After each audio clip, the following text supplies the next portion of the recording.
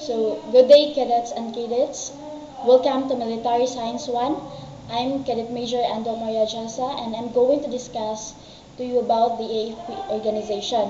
So, if we talk about AFP organization, it is all about the AFP structure.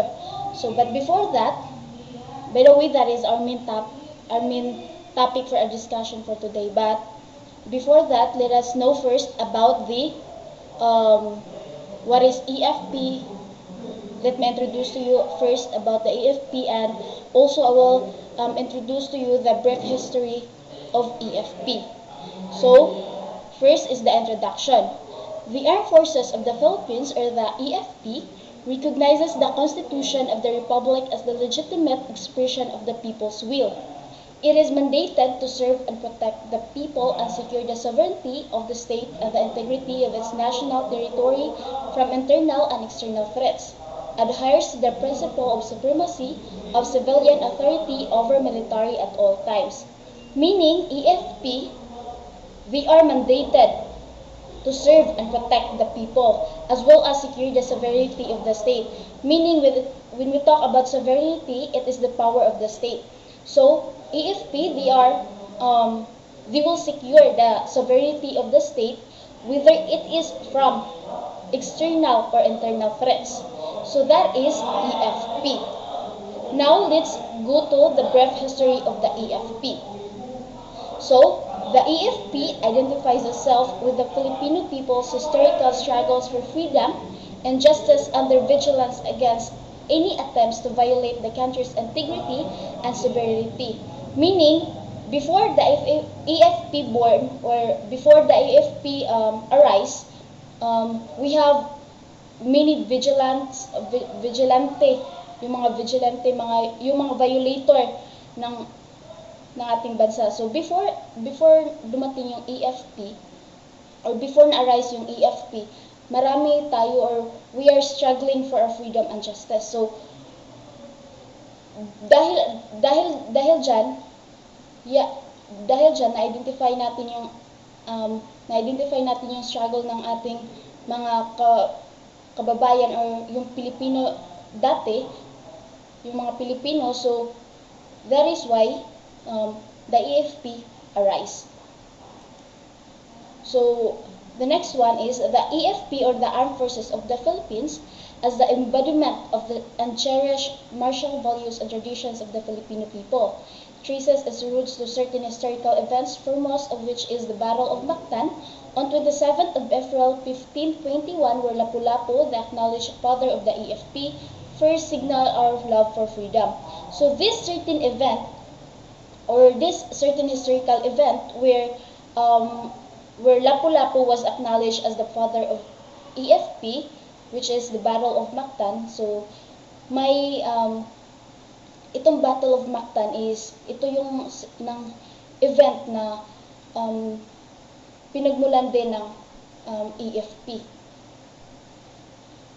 Next is the Daguhoy Revolt in 1744, the Muslim resistance and other similar uprisings against Spanish colonialism, the founding of the Katipunan on 7th of July 1892 by Andres Bonifacio, considered as the father of the Philippine Army.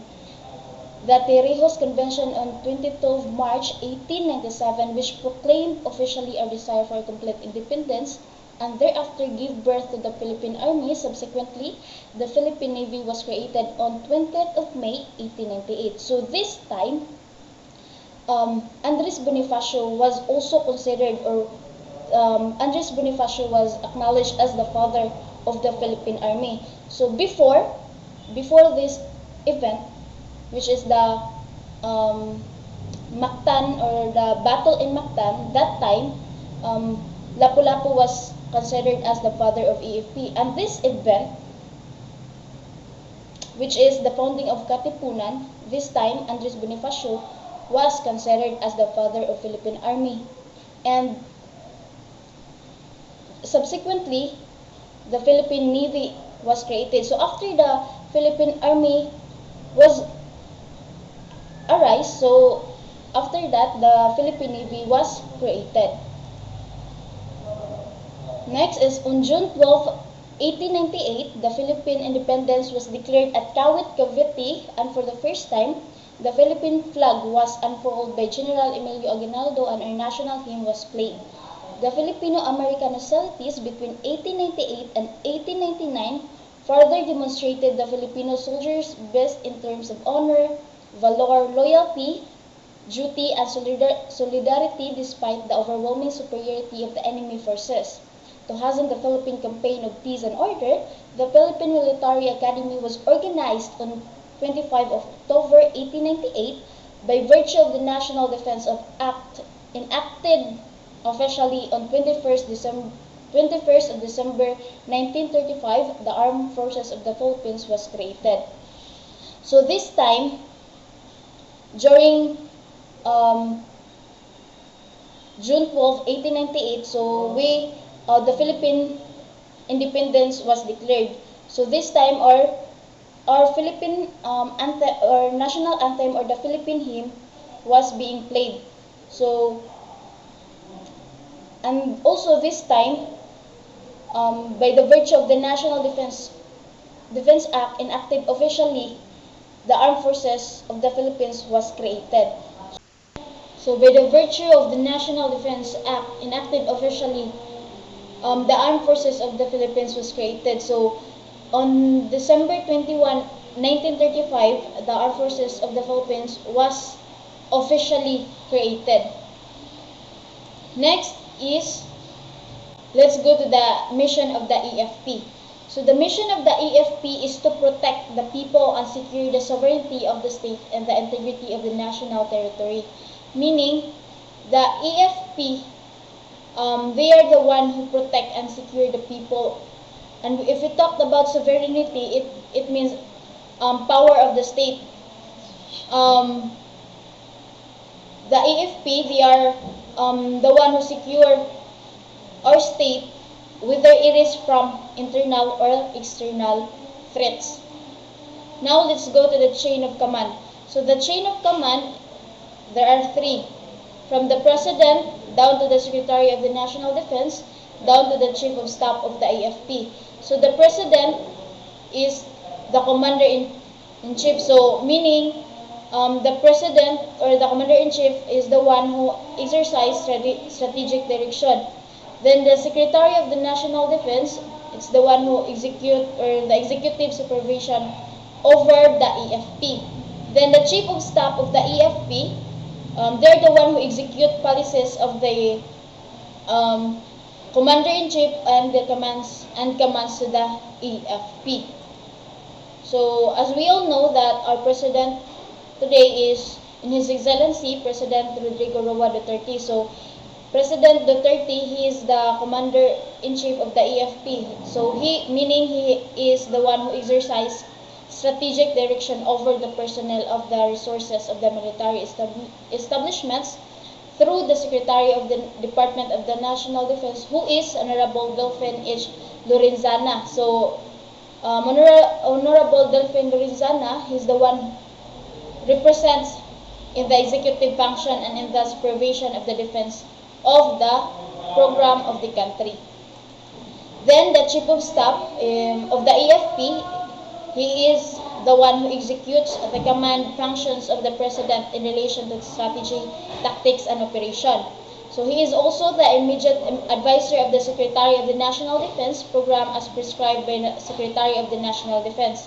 So the Chief of Staff has command control all over the elements of the EFP. So the Chief of Staff, he has the command and control all over the elements of the EFP. So he is the one who give commands, whether it is from strategy or tactics or from operation. Next is, let's go to our main topic for our discussion today, which is the EFP organization, the structure of the EFP. So the EFP has three major services, which are the Philippine Army, the Philippine Air Force, and the Philippine Navy. So this, the AFP, it has also area of commands, which is the NALCOM, which is the Northern Luzon Command, then the SOCOM, which is the Southern Luzon Command, then the VISCOM, which is the Visayas Command, then the WISCOM, the Western Command, then the IMCOM or the Eastern Mindanao Command, then the SMCOM or the Southern Mindanao Command. The next is the AFP also has a wide support and separate units. The wide support and separate units of the AFP is the GHQ or the General Headquarters, then the PSG or the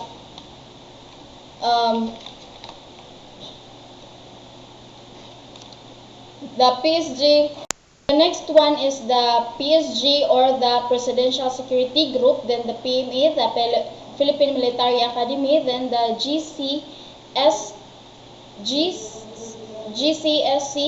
which is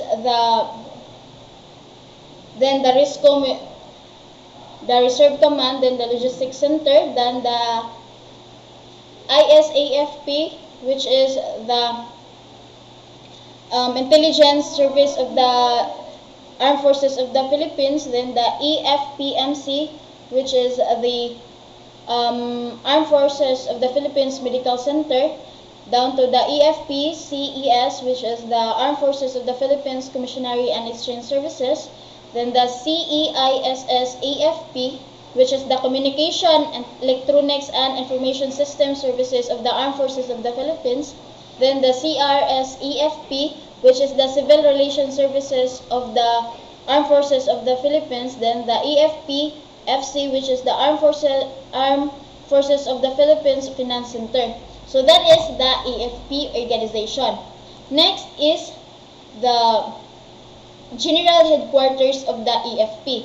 So the General Headquarters of the AFP is headed by the Chief of Staff of the Armed Forces of the Philippines, followed by the Vice Chief of Staff of the Armed Forces of the Philippines. So they also have a personal staff, which is the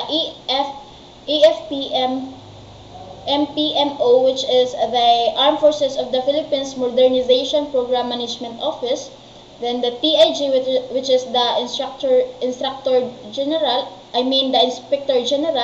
Then the PIO, and also the EFPSM, which is the Armed Forces of the Philippine Mortgage Services. Then the ESPE, which is the Ethical Standard and Public Accountability. Then the OSSS, which is the Office of the Strategic and Special Studies, and the LOLA, which is the Liaison Office for Legislative Affairs.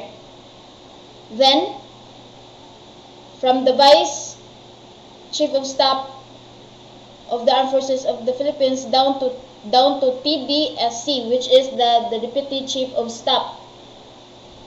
Then, the SGS, which is the Secretary of Joint Staff. Then the GOC, which is the Joint Operation Center, and the EFPBSO, which is the Armed Forces of the Philippines Education Benefits System Office. Then they also have a coordinating staff, the Deputy Chief of Staff Personnel 1, then the Intelligence, which is the G2, then the Operations G3, then the Logistics G4, then Planning for G5, then the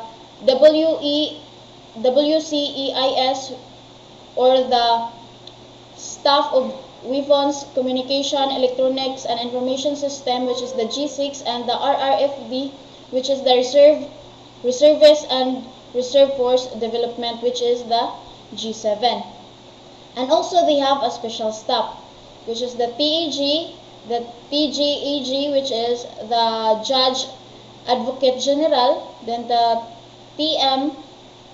TPMG, which is the Provost Marshal General, then the TCCS, which is the Transport, Canberra and City Services, then the TCE, which is the Chief Engineer, and the TCOCS, which is the Chief Ordnance and Chemical Services, then the TQMG, which is the Quartermaster General, and the TCN, which is the Third Country National, then the TSG, which is the Surgeon General, and TCDS, which is the Chief Dental Services, and OSPS, which is the Office of the Special Services, and EFPREO, which is the Armed Forces of the Philippines Real Estate Office, and the last one is the EFPFEBSO, which is the Armed Forces of the Philippines Educational Benefit System Office. So that is the general headquarters of the EFP. Next is the EFP composition. So the EFP composition, or the Armed Forces of the Philippines, shall be composed of the regular force and reservist force components. So the regular force is the permanent military organization which is maintained in time of peace and war.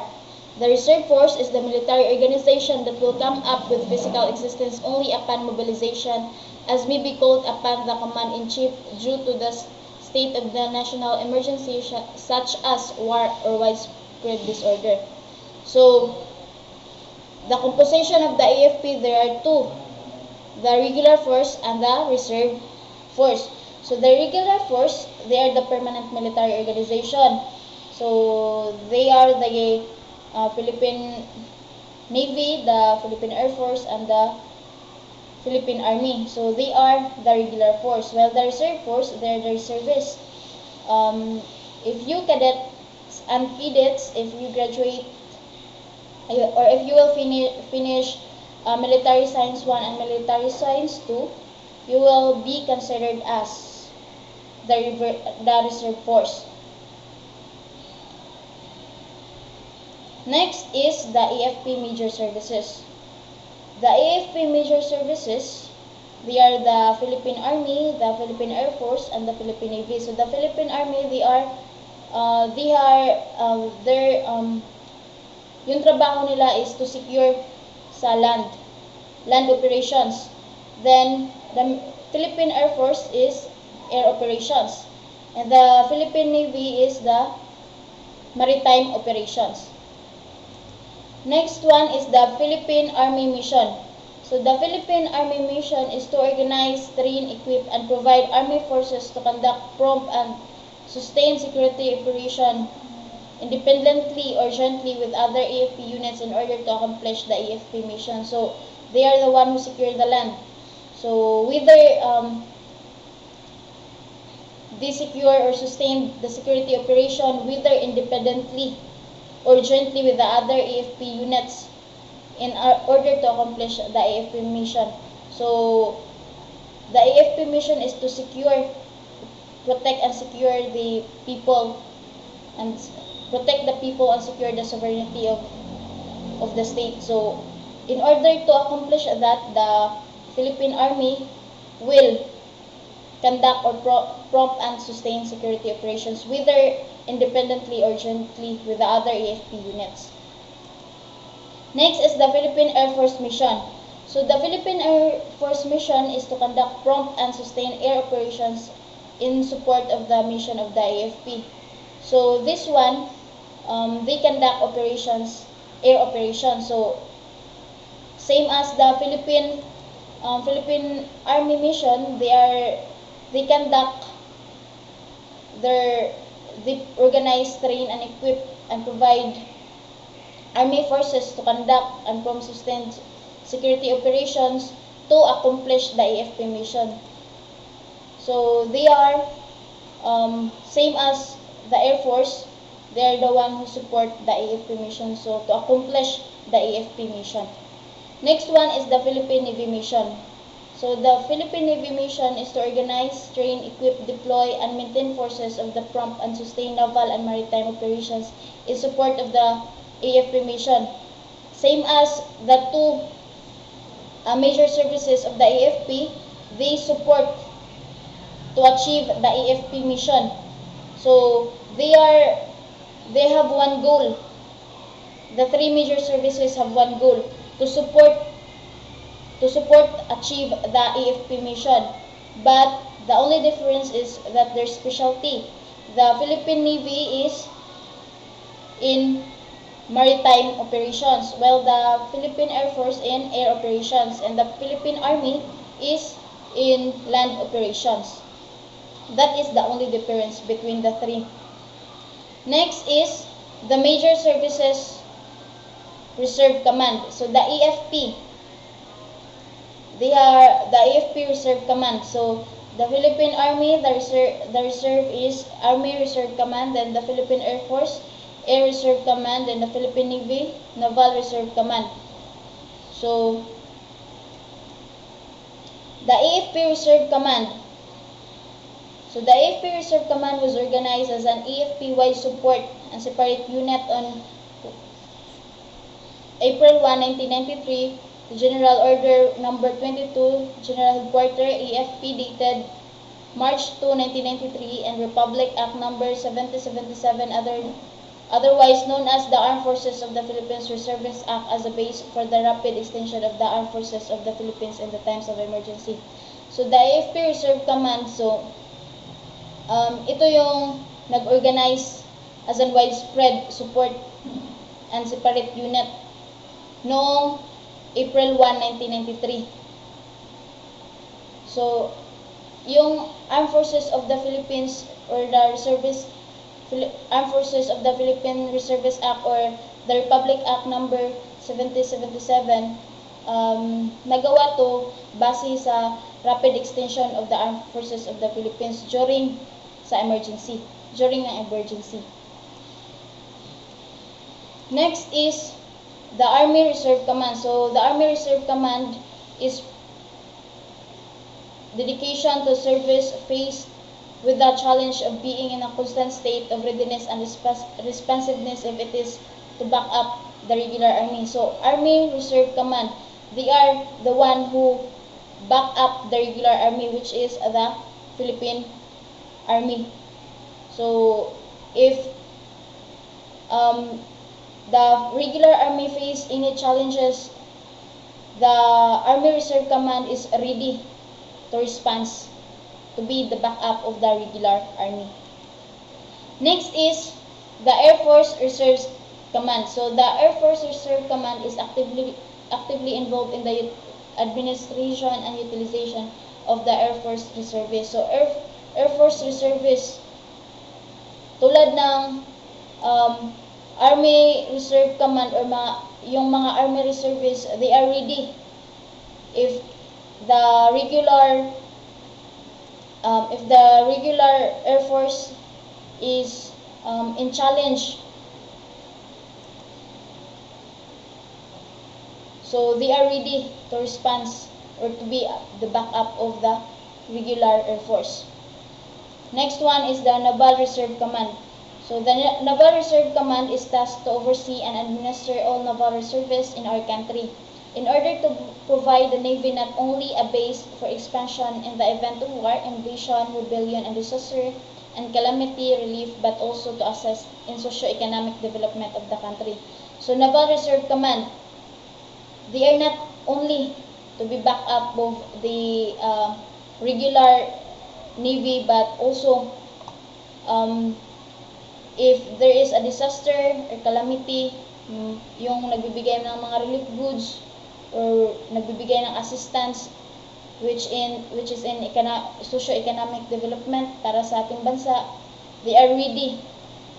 Yung mga reservists pala, wala silang sweldo. They are voluntary. Voluntary yung pag